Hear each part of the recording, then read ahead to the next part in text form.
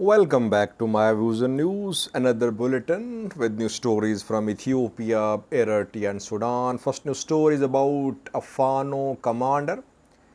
Mihret Wodajo is a top Amhara militia Fano commander. He is head of East Amhara Fano and he is wanted in the assassination of Girmajitila, Amhara Prosperity Party leader, who was assassinated more than a month ago.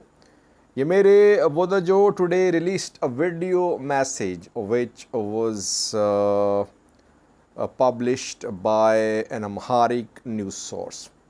The message is about what is happening in Gojam, in Bahedar. It's about Zameen Kasi.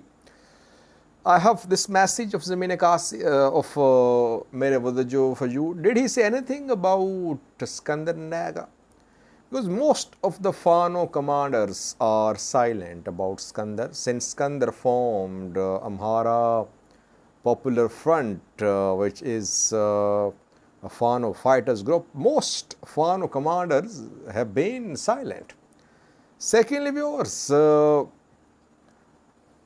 does anyone know where TDF and ENDF POWs are? Those ENDF members who were taken prisoner by Tigray fighters in the 2-year-long war. Some were released too. And those Tigray fighters who were arrested by Ethiopian army. Thirdly, Eritrea, viewers. Eritrea has detained 2 vessels of a small country, the smallest country in Asia. Eritrean government is refusing to return the vessels to tugboats. What happened? More than a month ago, the 2 vessels were seized by Eritrean forces. Eritrea is not releasing the 2 boats. Fourthly, viewers, Sudan, where IGAD's proposal to resolve the conflict in Sudan has been rejected by both Sudanese warring factions. Today, confirmation came about rejection. Sudanese Ministry of Foreign Affairs and RSF spokesperson Yusuf Izzat spoke about IGAD's proposal and Halfayal Maluk bridge, viewers, which connects Bahri with Durman. We know that Sudanese military launched an offensive a few days ago to take back Halfayal Maluk bridge. Eastern part of the bridge, western part was under their control, and after that they entered Al Daroshab, Al Samrab reportedly. But today, Rapid Support Force members shared a video from the vicinity of the bridge.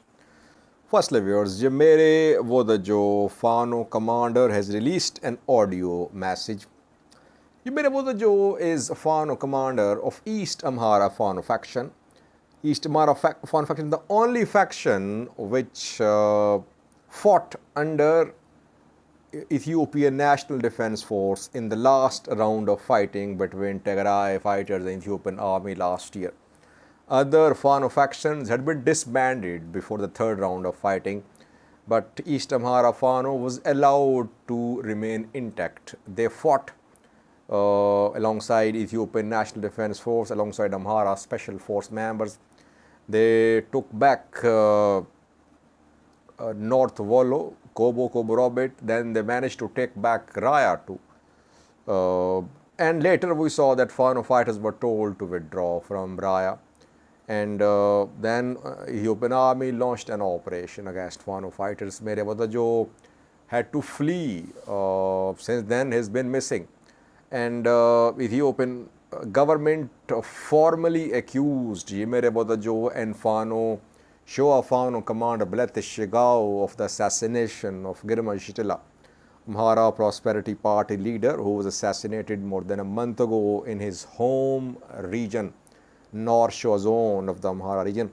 Since then, government has been trying to arrest Mihret Wodajo. His house was raided in Kobo.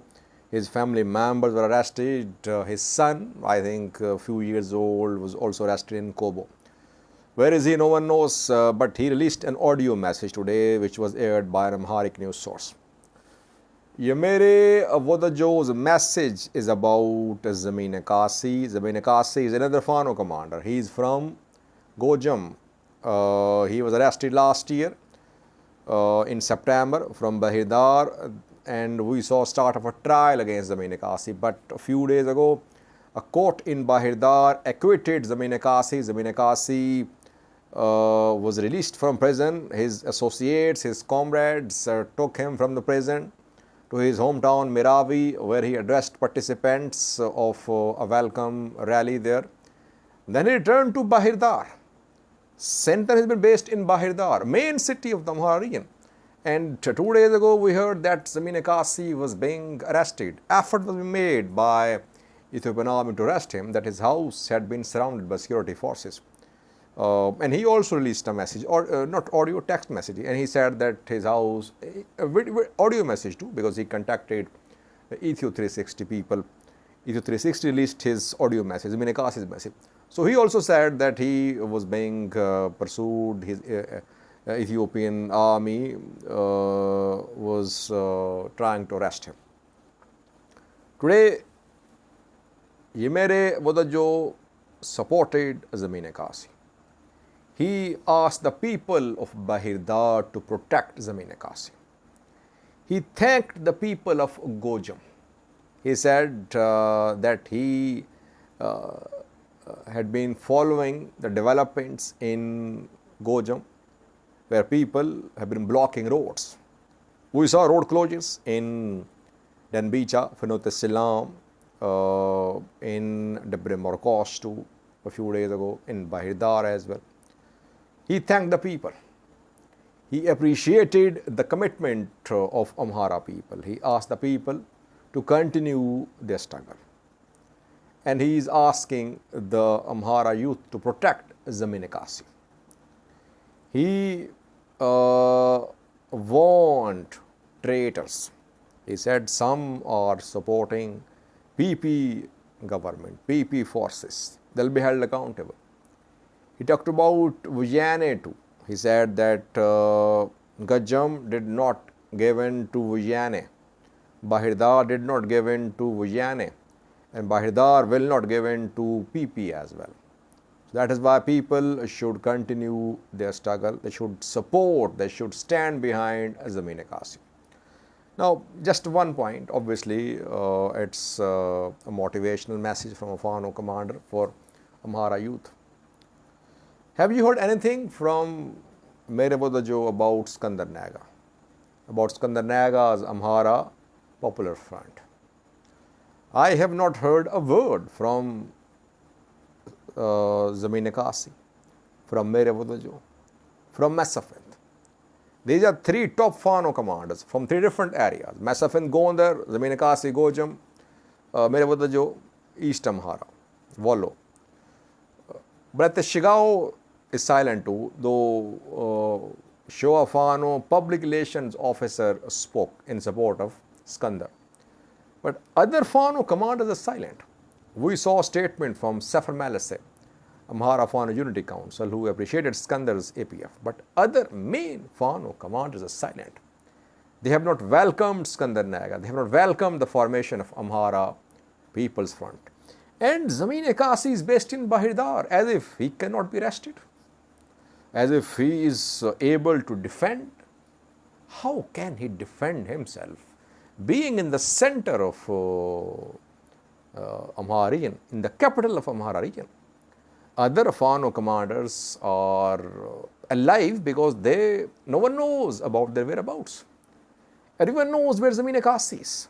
So he is trying to project himself, Zameen Kasi, as if he is resisting the operation by Ethiopian National Defense Force, that he can continue the struggle while being in Bahirdar. I don't believe, by the way, that Zameen Kasi is able to defend. If he is not being arrested, it's part of the plan, I think. Ethiopian National Defense Force is not deliberately arresting Zabine Kasi. Ethiopian army is not so helpless that it cannot arrest Zabine Kasi in the center of the town. We could not confirm large-scale mobilization of people to protect Zabine Kasi in Bahirdar. So how is he safe? Yes. There are some, I think, underhand dealings between Zabine Kasi and Ethiopian forces, I believe. Take a listen to what Mihret Wodajo said. Short message, it's a long message, basically 5-minute long message, just a few seconds message for you, shared by Mihret Wodajo, mainly in support of Zabine Kasi, Fano commander from Gajo.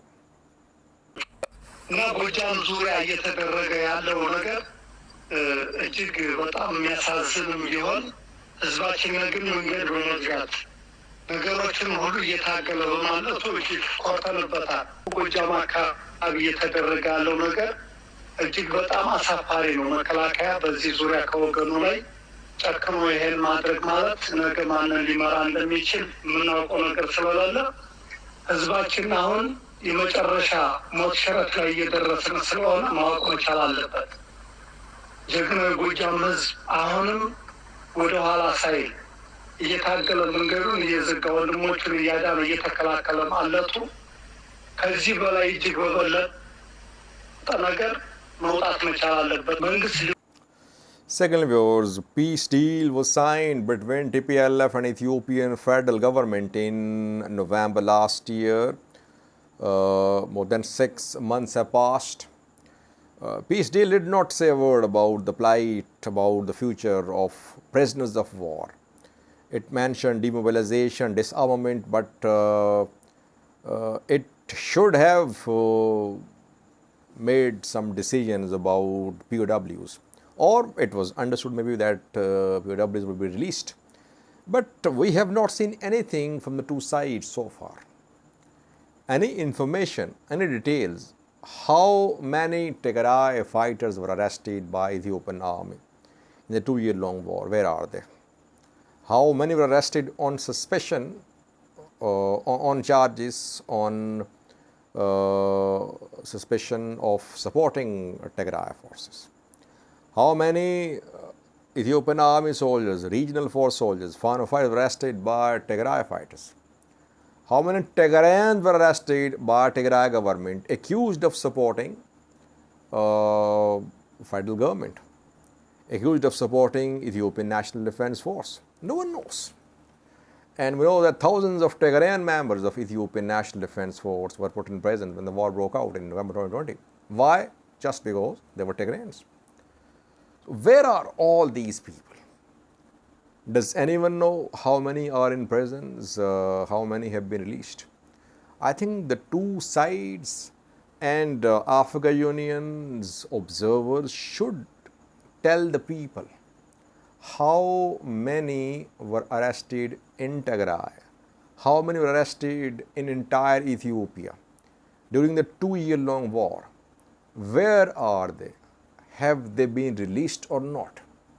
If Getachew and Abiy can sit at the same table, if regional presidents can exchange visits, if they can eat, drink together, why can't they share details of the numbers? How many were arrested and where are they? Because some are still in prison reportedly. And they'll remain in prisons because sometimes people are forgotten. This issue should be highlighted by Ethiopian media, international media, especially the plight of Tigrayans who were arrested by TPLF because they were accused of supporting Ethiopian National Defense Force. They were accused of supporting a government, a transitional government, interim government put in place in Tigray by federal government in December 2020, in January 2021. Let's hope the two sides tell the people about number of people who are in prisons who have been released. Thirdly, viewers, Maldives, a poor, small country, the smallest country in Asia, is trying to contact Eritrean Foreign Ministry. Eritrean Foreign Minister is not ready. He is not willing to talk to Maldives Ministry of Foreign Affairs, Maldives government. What happened? Maldives bought 4 vessels from Egypt, fuel carrying vessels. The vessels were bought by fuel supplier Maldives, which is Maldives fuel supplier wing department. 4 vessels were ordered. Cost of construction of one vessel, $800,000. Egypt manufactured 2 vessels. The vessels were dispatched from Maldives, from Egypt to Maldives. Maldives, as I said earlier, the smallest nation, smallest country in Asia, with just 500,000 people. It is situated close to India. It shares border with India and Sri Lanka. So 4 boats, 4 vessels were ordered. 2 were manufactured in Egypt. Egypt sent the 2 vessels to Maldives. The vessels were on their way towards Maldives, but they faced a storm, a sea storm. Due to windy weather and sea storm, these 2 vessels had to stop. They had to stop at an Eritrean port. Eritrean authorities immediately seized the 2 vessels. The 2 vessels had crew members as well, crew members from Maldives and from Egypt. Eritrean government said that the 2 vessels did not seek emergency permission for harboring, for entering the harbor. The crew members were returned. Crew members from Maldives, they were allowed to go to their country. Crew members from Egypt, they were released as well. But the 2 vessels are still in Eritrea, at an Eritrean port. Maldives government obviously does not have any regional or international influence or diplomatic clout. It tried to contact Eritrean Foreign Ministry. Eritrean Foreign Ministry refused to talk to Maldives government. And this incident happened in April. On the 26th of April, the 2 vessels were seized by Eritrean government, around 1.5 months ago. So the 2 vessels, whose worth is around $1.6 million, are still in Eritrea. Eritrea is refusing to return the 2 vessels to Maldives government. And now the Maldives government has hired an Eritrean law firm. Maybe a lawsuit could be filed against Eritrea. Eritrean government should return these vessels to Maldives government. If the Maldives, if the vessel did not seek any emergency permission, I think they have suffered a lot. Maldives government has suffered a lot. Around 1.5 months, the vessels in the custody of Eritrean government. Eritrean government should try to be friendly to the nations, because this shipping route is world's busiest shipping route along Eritrean coast. Eritrea wants to be a hub for regional international trade. As I said earlier in today's video, Eritrea is planning to rebuild Massawa trade-free zone. But how would international community trust Eritrea If Eritrea behaves in such a manner that two vessels which had to stop at an Eritrean port because of windy weather, they've been seized readily by Eritrean government.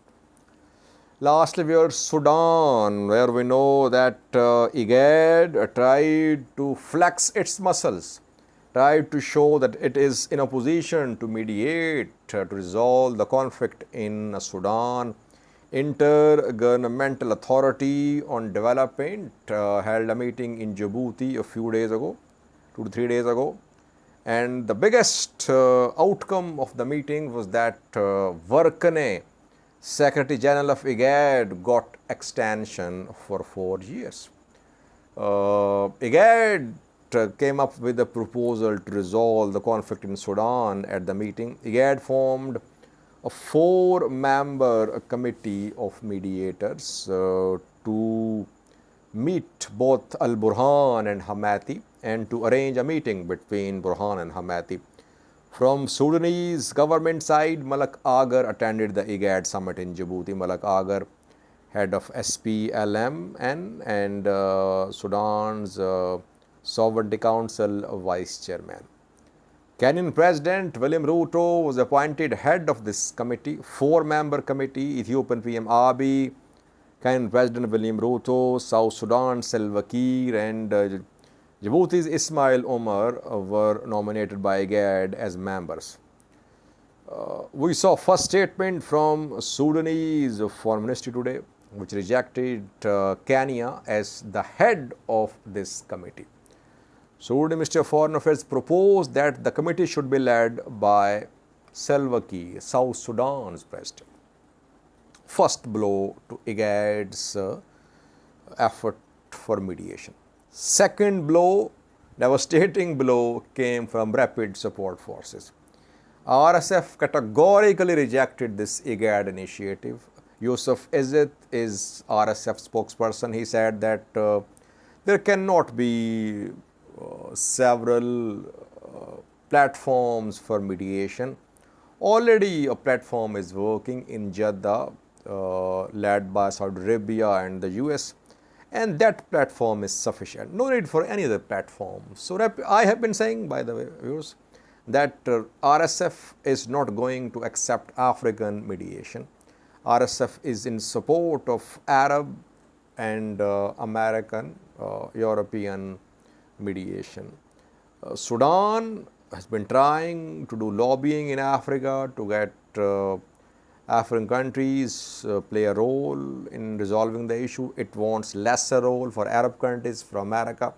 But even Sudanese military, Sudanese Minister of Foreign Affairs today made IGAD's initiative controversial or insignificant by criticizing the nomination of William Ruto as the head of this committee of negotiators. It seems that IGAD's proposal stands rejected. Second, viewers, Al Maluk Bridge, key bridge which links North Khartoum, Bari with Darman, was the place of fighting after 24-hour ceasefire came to an end on a Sunday morning.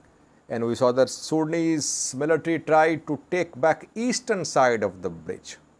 Western side was already under their control. They stormed RSF positions on eastern side of the bridge and they took control of the bridge, entire bridge. And then they managed to enter nearby neighborhoods like Al Maluk, Al Samrab and Al Daroshab. But today, Rapid Support Force members released a video which is from an area which is very close to the bridge. A few hundred meters away from the bridge is the place where RSF fighters were seen today. It means Sudanese military was unable to take back Al Maluk, Al Daroshab and Al Samrab, or the military entered these neighborhoods, then it had to return.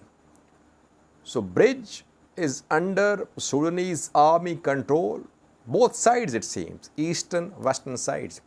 it does not mean that military is in a position and military is in control of areas to the east of bridge as well.